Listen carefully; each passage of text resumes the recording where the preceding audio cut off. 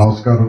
ఈ రోజున యువ నాయకుడు, ఈ రాష్ట్ర భవిష్యత్తుకు దిశ దశ అయినటువంటి లోకేష్ బాబు గారి ఆదేశాల మేరకు ఈ మెగా పేరెంట్స్ డే కార్యక్రమం నిర్వహించుకోవటం, ఆ కార్యక్రమానికి ముఖ్య అతిథిగా మొత్తం నియోజకవర్గంలో 106 గ్రామాల్లో కనీసం ఒక 20-25 స్కూల్స్లో ఈ ప్రోగ్రాం ఉన్నప్పటికి కూడా మన ఈ పాఠశాల మీద, ఈ గ్రామం మీద ఉన్న అభిమానంతో ఈ గ్రామానికి ముఖ్య అతిథిగా ఇచ్చేసేటువంటి మన శాసనసభ్యులు కుమార్ రాజా గారికి, అదేవిధంగా పెద్దలు గౌరవనీయులు మిత్రులు జొన్నల మోహన్ రెడ్డి గారికి, ఈ గ్రామ సర్పంచ్ భవానీ గారికి, ఎంపీటీసీ గారికి, హెచ్ఎం గారికి, ఇక్కడ ఇచ్చేసినటువంటి తల్లిదండ్రులకు, చిన్నారులకు, ఉపాధ్యాయులకు, పాత్రికేయులకు అందరికీ కూడా హృదయపూర్వక ధన్యవాదాలు తెలియజేసుకుంటూ, ఈరోజు ఈ కార్యక్రమంలో నేను మొట్టమొదటిసారిగా మోహన్ రెడ్డి గారి చెప్పే విషయాలను దగ్గరగా ఫస్ట్ టైం విన్నా. ఆయన ఒక రైతు కుటుంబానికి చెందిన వ్యక్తి అయినటువంటి కూడా చాలా విద్యావంతుల, చదువుకున్న వ్యక్తుల, చాలా పాలిష్గా ఈరోజు ఈ సమాజంలో జరిగే పరిస్థితులన్నీ ఆయన దగ్గరగా చూసిన వ్యక్తి కాబట్టి మీ పిల్లల భవిష్యత్తు బాగుండాలని చెప్పి ఆయన కొన్ని సూచనలు చేయడం జరిగింది. ఆయన చక్కటి సూచనలు చేసినందుకు ఆయనకు మనస్ఫూర్తిగా అభినందిస్తూ, అదేవిధంగా మా ఎంపీటీసీ చాలా ఆవేశంగా, చాలా ఆవేదనగా మాట్లాడే విషయాన్ని కూడా ఈ సందర్భంగా తీసుకొస్తూ, గతంలో టీచర్స్ అందరూ కూడా నిజంగా నేను అన్నట్టు 90% మంది టీచర్స్ ఈ గ్రామంలోనే కాపురం ఉండేవాళ్ళు. వాళ్ళ పిల్లలందరూ కూడా వాళ్ళ వయసులను బట్టి ఇదే స్కూల్లో మాతో పాటు కొంత చదువుకుంటా ఉండేవాళ్ళు. వాళ్ళు కూడా మా పిల్లలు వేరే వాళ్ళ పిల్లలు తేడా లేకుండా ఆ రోజుల్లో చూసేవారు. ఆ రోజుల్లో ఇన్ని సౌకర్యాలు లేవు, ఇంతమంది దాతలు లేరు. వర్షం వస్తే మోకాళ్ళ లోతు బురదలో ఈ స్కూల్కి రావాల్సి వచ్చేది. అటువంటి రోజుల్లో కూడా చాలా మంది కష్టపడి చదువుకుని పైకి రావడం జరిగింది. అదేవిధంగా ఈ రోజున టీచర్స్ ని పిల్లల్ని ఇక్కడ చేర్పిస్తుందంటే మొదలు అడిగిన దానికి ఏంటంటే, ఆ రోజుల్లో వేరే కనుకోవద్దు, ఆ రోజుల్లో టీచర్ల ఆర్థిక పరిస్థితులు వేరు, ఇవాళ ఆర్థిక పరిస్థితులు వేరు.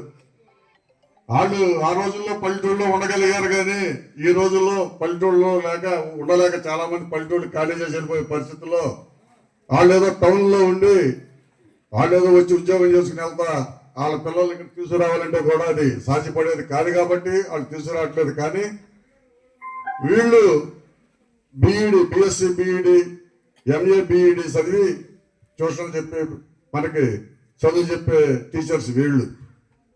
కాన్వెంట్స్కి వెళ్తే అక్కడ యూనిఫామ్ బాగుంటుంది, చూస్తానికి బల్లలు బాగుంటాయి, రూములు బాగుంటాయి అన్ని తప్ప అక్కడ మీ వీళ్ళకి పాఠాలు చెప్పేది ఇంటర్మీడియట్, డిగ్రీ చదివినాడు తప్ప బీఈడి చదివినాడు చాలా కాన్వెంట్లో చాలా అరుదుగా ఉంటారని చెప్పి కూడా ఈ సందర్భంగా మీకు తెలియజేసుకుంటున్నా. మనం ముఖ్యంగా కూడా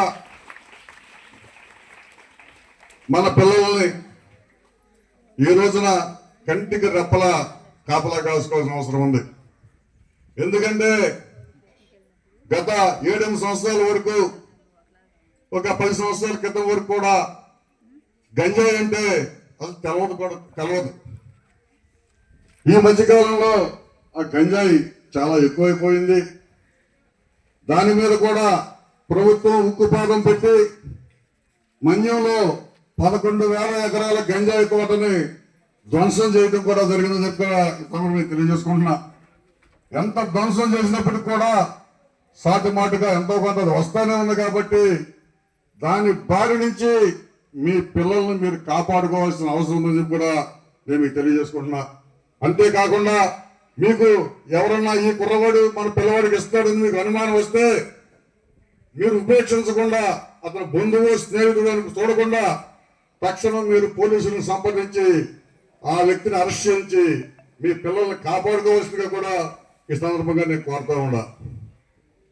అదేవిధంగా ఇదే స్కూల్స్ నుంచి ఎంతో మంది అమెరికాలో కానీ రకరకాల రంగాల్లో పారిశ్రామికవేత్తలుగా కాంట్రాక్టర్లుగా అనేక చాలా మంది ఎదిగి చాలా అద్భుతమైన స్కూలు. ఆ రోజున మహానుభావుడు 1960లో సల్లపల్లి జమీందార్ గారు, యార్లగడ్డ రాజా యార్లగడ్డ శివరాం ప్రసాద్ బహదూర్ గారు ఈ 6 ఎకరాల భూమిని పిల్లలు మన గ్రామం చుట్టుపక్కల భవిష్యత్తు కోసం ఆయన విరాళంగా ఇవ్వటం, భవన నిర్మాణం కూడా ఆయనే విరాళాలు ఇచ్చి మన పరిసర ప్రాంతాలన్నిటికీ అభివృద్ధికి తోడ్పడిన ఆ జమీందార్ గారిని కూడా ఈ సందర్భంగా మనం ఒకసారి గుర్తు తెచ్చుకుని ఆయనకి ధన్యవాదాలు తెలియజేసుకుందామని చెప్పి తెలియజేసుకుంటూ, అంతేకాకుండా గత 7 సంవత్సరాల్లో పిల్లలందరూ కూడా సుఖ సంతోషాలతో స్కూల్కి రావాలని చెప్పి మేము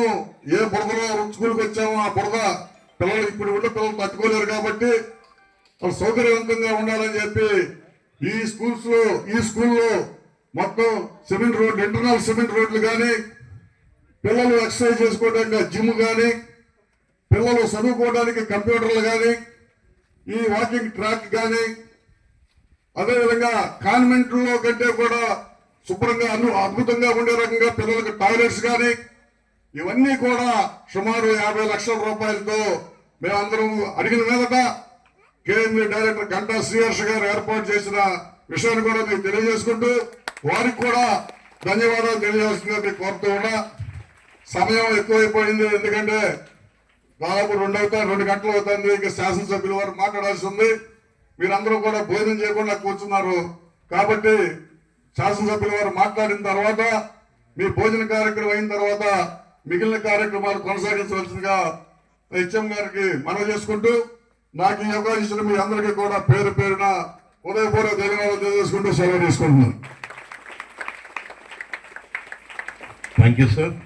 స్కూల్ పట్ల మీకున్న శ్రద్ధ మిగతా దాతలందరి గురించి కూడా ప్రస్తావించడం జరిగింది. ధన్యవాదాలు.